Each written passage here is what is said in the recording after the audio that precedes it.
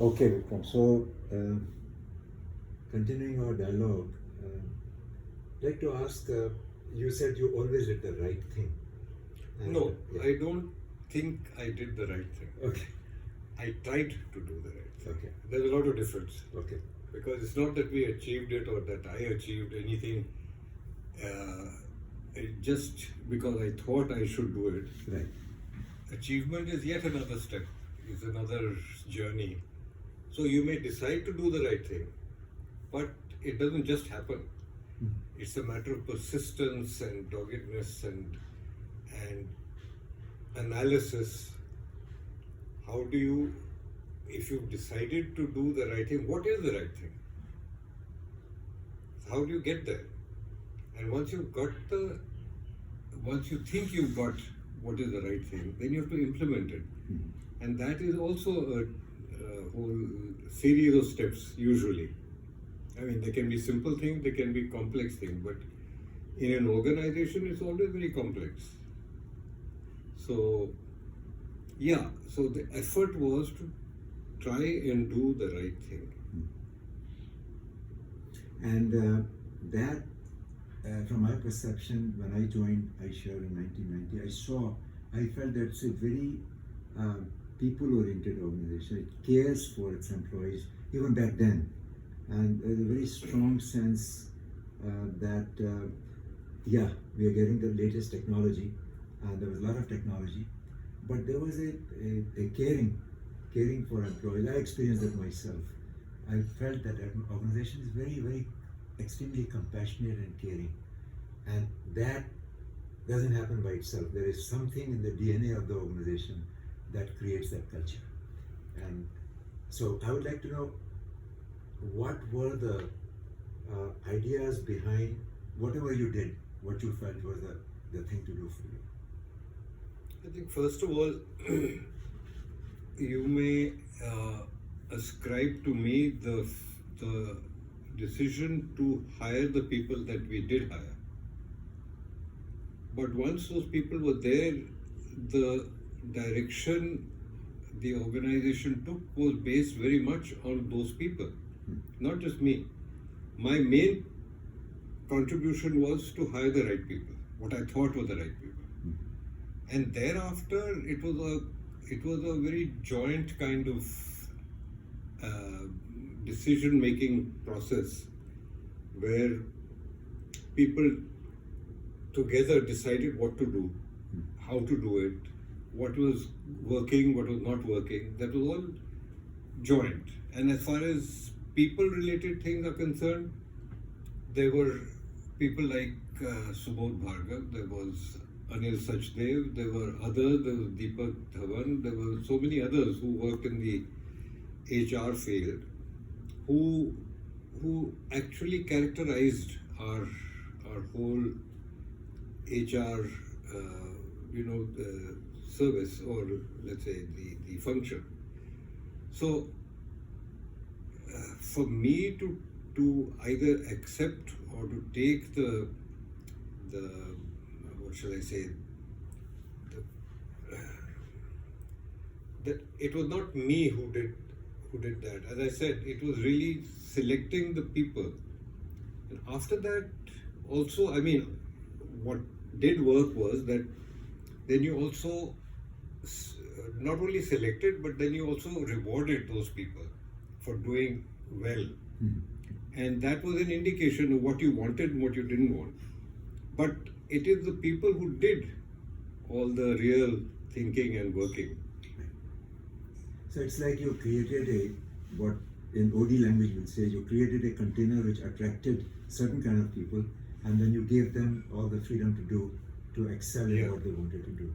So one question I have is now with the technology growing exponential, and what challenges you feel organizations have in terms of caring for their people? Because if technology is going exponential, then our human caring has to also go to keep up with that. So what do you see? What in the coming years? I'm afraid I have to disappoint you there, Dinesh, because I actually shudder to think that had I been working at this stage or responsible for an organization, it would have been very different. I just don't know. I really don't know. Okay. Because I don't know what the challenges are in an organization. I really don't understand what they would be. Because it is a very different time. And I mean, in our time, there was just barely, while I was working, there was hardly any internet or computing or anything like that. Those were all embryonic. So, for me, what is there today is a dramatically different one, even from those days in the 90s. So I shudder to think what people today would be going through, but then that is their environment. Yeah. So they will be dealing with it much more knowledgeably Okay. than I could possibly do. So for me, the current state, I mean, I still think of the time when we used those big black telephones and there was no such thing even over telex. Forget anything else. No fax, no phone, none of that. So that's how we operated. So for us, technology of all kinds, whether it's communication or it's processing or it's AI, which is everything together, it's a brave new world, I would say. But Vikram, absolutely correct. But one thing I find is that just imagine million years ago, 2 million years, they invented fire, and then they made a breakthrough. I'm sure. Yeah. Then we were able to manage fire. Then we invented knife, and then we invented nuclear bombs. Mm-hmm. Everything is one common thing. We could use it to destroy, or we could use it to really benefit mankind. And I find AI, even though it's exponential, but it's the same idea basically. We are discovering something which can be very destructive or very useful. What has not changed is the human beings. Yeah. And the human beings were the same human beings that we have. Of course, we have evolved in our capabilities, and our brain has expanded, and so on. But now with AI, where do we excel over AI? So I felt that we have one unique capability which AI so far has not claimed. We can access the source, whereas AI cannot access the source, whatever that means. We can access creativity, innovation, something which we can't explain. And it is something very deeply personal, and people who do meditation, they experience that state where you feel a sense of connection and something you get which you don't understand where it's coming from, where the source is. And that some people call a conscious state where you are receiving something from a deeper source. So the more we are getting into technological environment, the deeper we have to connect with that, because that's our only competitive edge. Otherwise, we'll be a slave to AI, because they'll do all the menial things which we are capable of, but they'll not be able to access that deeper consciousness. So any thoughts on how we can cultivate that? And the organizations, the one issue I find 3 or 4 organizations I'm working with now, the retention issue. There are a lot of young people, they want to, they want their terms. They want better life, they want more hybrid days of working, they don't want to go to work 5 days, and they care for a lot more in balance. They want immersive experiences. Work is not everything for them. That was for our generation. We worked, work was almost everything for my fathers, my parents, and then for my generation. But they are very, they want meaning, or much more meaning in their jobs than we were looking for. They want their jobs to, their purpose has to be clear to them. So things have quite changed, but one thing has not changed, is that how those youngsters, that's where I'm looking for your insights, for those young people who are now searching for that answer. That how do I find meaning in my job, and what has been your experience? How did you find meaning in your job? Actually, the meaning in my job when I started was very primitive. It was survival. Okay. So that meaning is a very big one. And for the first 10 years, it was just basically managing the day to day. after that it became you were able to look for a month or 3 or 6 months ahead. But the first 10 years were entirely devoted to survival. And your question about today's youth who are, I think that the history of work, if you look at it, there is nothing sacrosanct about the 8-hour day or the 5-day week or the 6-day week as it used to be. Work has only been formalized since the Industrial Revolution, and even that in bits and pieces. Before that, there was no such thing. People worked according to the circumstance. If it was agriculture, which it still is, there are heavy days and there are slack periods.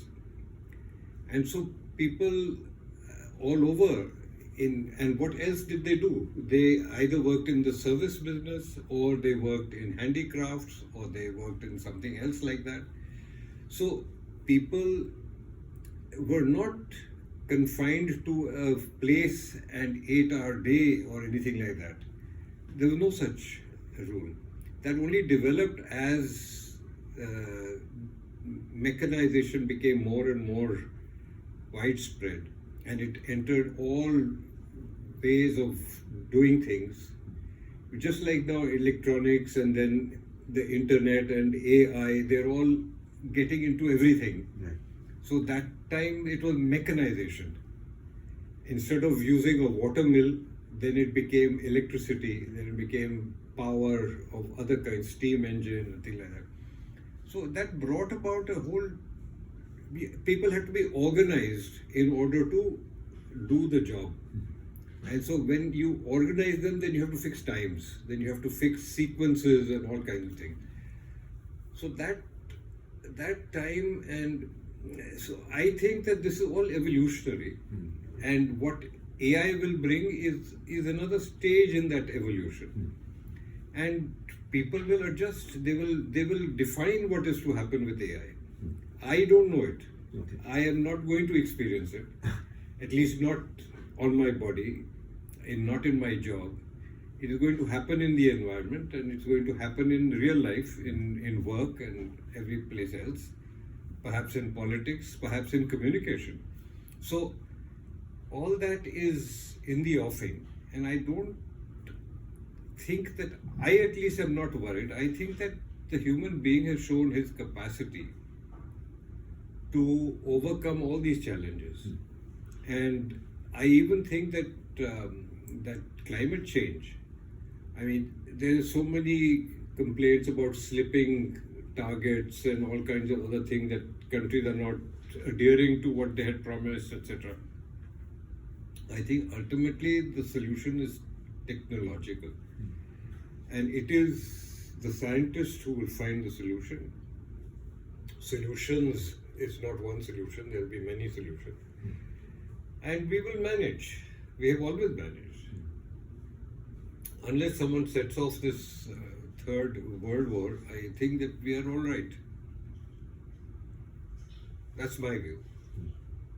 Now coming to the question I was sharing earlier with you, the idea that if we have kind of a business ashram, which is where what I call business yogis, people who have done their journey well, and there are some lessons.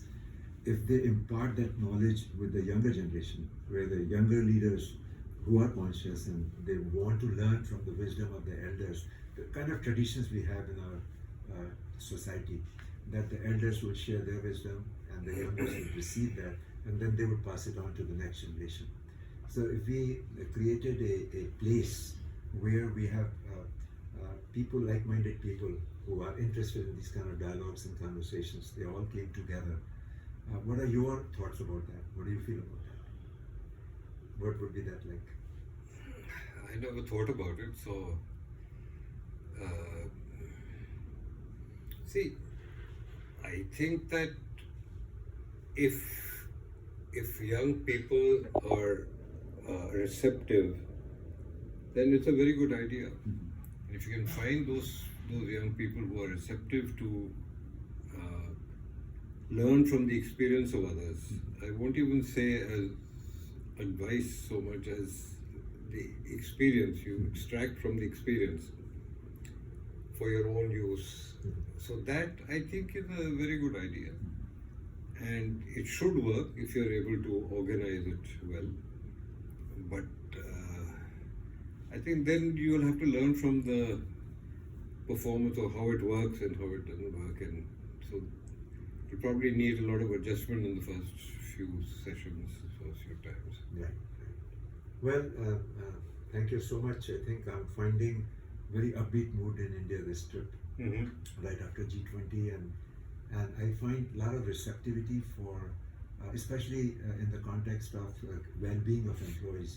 I think organizations are really, and it's very intuitive that if we care for our employees, which we have already known, if we care for our employees, their well-being, then obviously the innovation and creativity and profitability will be better. We intuitively we know that. And yet, in our financial systems, this is recently, I read an article a few months ago, came out in our business review, that we call employees as our best assets, and yet we treat them as an expense item. So what happens is that whenever the bottom line profitability is challenged or threatened, we immediately, especially in the West more than in India, we let our assets go.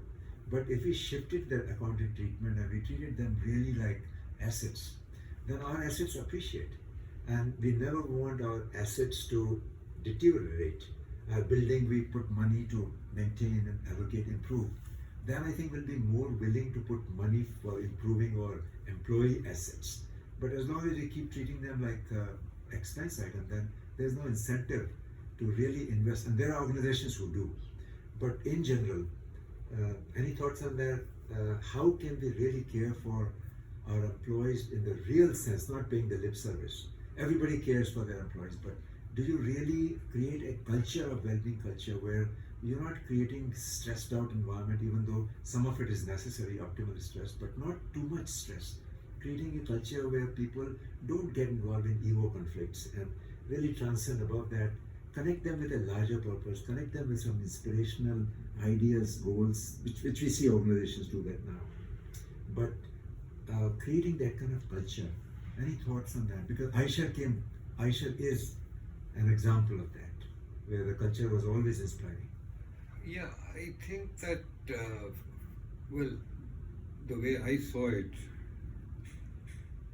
for me, there was a time when it opened my eyes, this experience of when we had the Japanese collaboration with Mitsubishi for trucks, how they dealt with people was very different from what we were used to.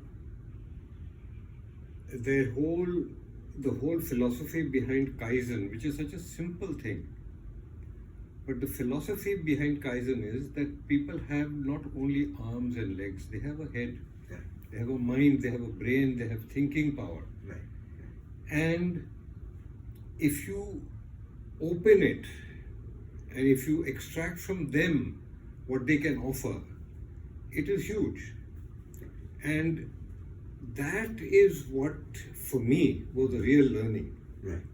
And it is on that basis that we then proceeded to TQM and other things that we did later on. Yeah.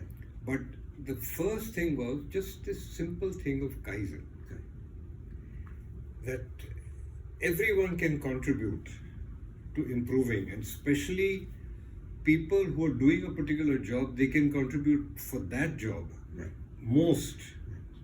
It's not the industrial engineer sitting in his cabin who can contribute so much, it is the workmen who are working there.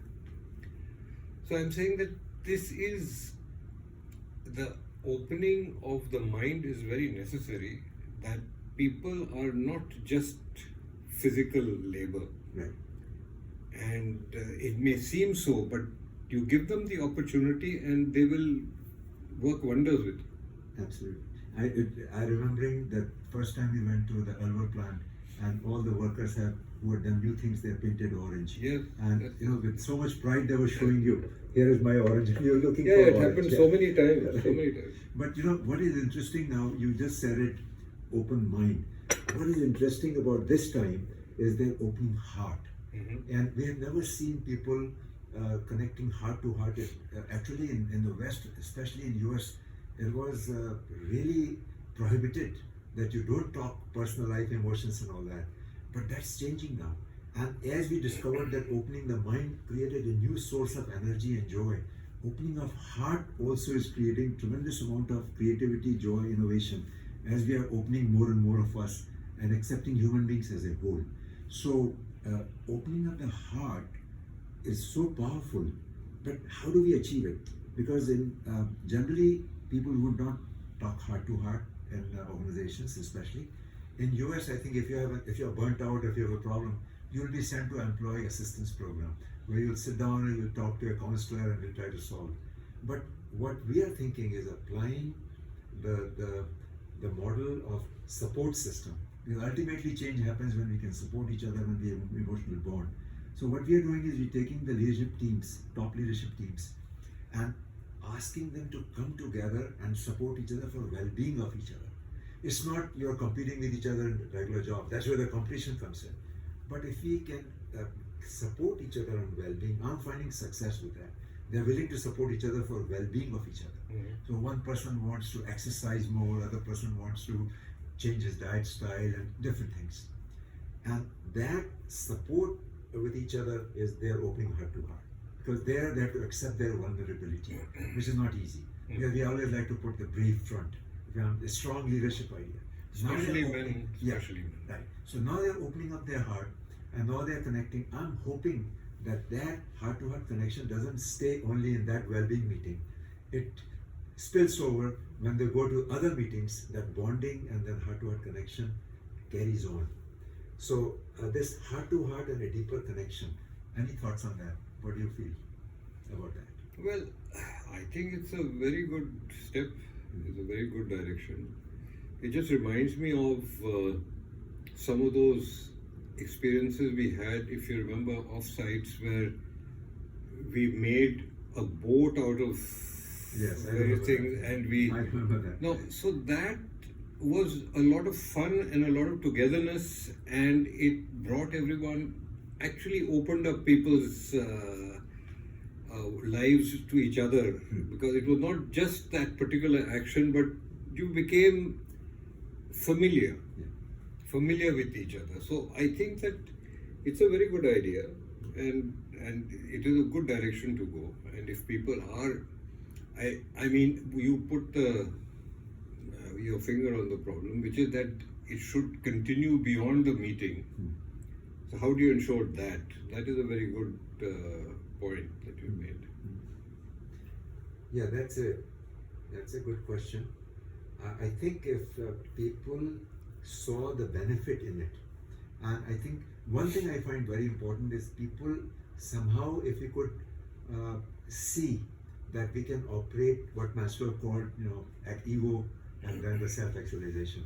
If people can get into the self-actualization place, then it becomes very easy for them to really collaborate with each other. But until they're struggling on that ego place, then it becomes very, very difficult. So in one of the retreats, what we did, we gave everybody a toy monkey.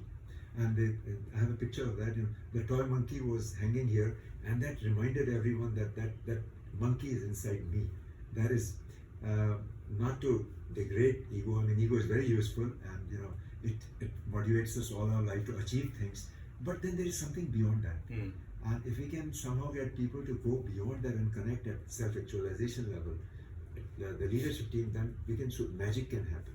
Because when they begin to collaborate, because a lot of time is wasted in those unnecessary conflicts.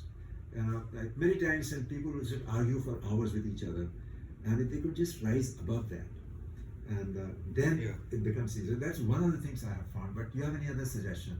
How we can get people to collaborate at that level? It's not easy, Dinesh. It is not easy simply because people don't like to open themselves. They feel vulnerable. Yeah. And so they will only open if they are secure. And how do you get that? That's a difficult thing. And that's why people don't open up. Yeah. If you want them to open up, then it's not easy. people will open up with strangers more than they will open up with people whom they work with every day. Right. That's unless they've become friends, which is different. But otherwise, in a group, it's very difficult to make them open up that much. So I think that's the challenge when I arrived in India this time. That's what I'm thinking, that how can we create that same kind of environment in an organization where they can be vulnerable, they can feel like safe, that safe space. And if we can create that environment, then I think work would be totally TGIM. Thank God it's Monday Club. Rather than people would be looking forward to coming to work. And I think the general consciousness, general awareness is increasing all over the planet. Everywhere I go, people are talking about it. We are not there yet, but I think it's totally pregnant with possibilities. So I'm hoping, yeah. But every culture is different. I think that in India we have one type of culture, and it's not only one type, there's several types even within India. But I think that the American is quite different. It is much more transactional, and people, as you said earlier, are not considered, what should I say, as valuable as, one individual may be considered valuable, so he's given a huge salary, but otherwise most people are not considered that valuable, they're expendable. Okay. Relationships in India in particular are meant to be long term, so that both the corporate boss, in the sense of whoever is hiring the person, and the person who gets hired, they see it as a longer term kind of relationship, and therefore they act accordingly. In America, that's usually not the case, as far as I can make out. Right. In Japan, again, it is like here, only it's even more extreme. It used to be. Now it is gradually declining in its permanency. Because there the economic cycle is still a bit weak, and it's difficult for companies to say that we are not going to fire anyone or not going to, they still, it's become a little less firm than it used to be. When we got to know Mitsubishi, there was no way anyone would move out. Even those who were not doing their job because they couldn't, they had become older, they were placed in an office and given no work. They just enjoyed the scenery outside. That's all they were given to do. So there was a name also for them. So you could have a big company like Mitsubishi could have dozens of people like that who were in different parts of the company, sitting there doing nothing or very little. But that is the relationship, because they are hired there, they are part of the system. They will not be fired until they actually retire. So there are different ways but in America, certainly, at least what one reads, it is a much more fragile relationship. In India, most companies are much less likely to fire anyone. And workmen also, although I dislike the development that has taken place over the last 20 years, which is of casual workers or of non-permanent workers, because that gives the management the possibility of reducing manpower when there is a downturn or when the need decreases. Earlier that was not possible. But India still has an advantage, or I don't see how it is an advantage really, but for the corporate world it is an advantage that labor costs are still very low. It is bad for the labor because you earn less, but it doesn't make a big dent in your profitability if you hang on to everyone for a downturn. You keep them, and then start utilizing them fully when the economy booms once again. So I think that the attitude here will also change once the salary levels increase, because then everyone will become more expensive and it will become more difficult to retain when the going is not so good. You already see that in companies that are more engineering oriented, let's say in services, where salaries are much higher than what manufacturing people give. So when the services salaries are much higher, engineers and above that, then people are still cutting out manpower when they feel that it is absolutely essential. Well, I hope that India keeps that edge.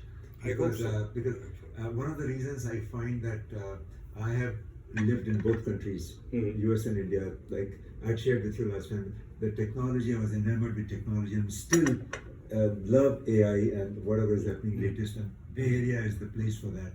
But yet there is a part of what you describe as the Indian values pulls me here, because every time I come here, the deeper relationships, that is, I think, our strength. And I think irrespective of what happens to the marketplace, if we can still retain that value, and I call it the spirituality of India or the humanity of India, and if that could be the best of both worlds, any organization, whether it's American or Indian, if they could integrate those two, the technology and what we call as humanitarian aspect, then those companies will thrive. And those are the ones which I would like to associate. And I'd love to invite you on October 14th and 15th. We're doing a Zoom call in which we're going to invite business yogis and the conscious leaders, young people. And it'll be a learning experience for both. I think the older generation, we can learn a lot from the younger generation. It's a two-way street. When we teach, we learn, and when we learn, we teach. So I think would love to have you there, and on a Zoom call, if you can share some of your what you are thinking now, the future, and any other thing which comes to mind. That really appreciate that if you can join. And I want to thank you for your time today. This has been a lovely dialogue, and as always, new insights. And for you, anytime, Dinesh. It's always a pleasure. Yeah, I'm feeling delighted. I love these dialogues and look forward to many more with you, Vikram.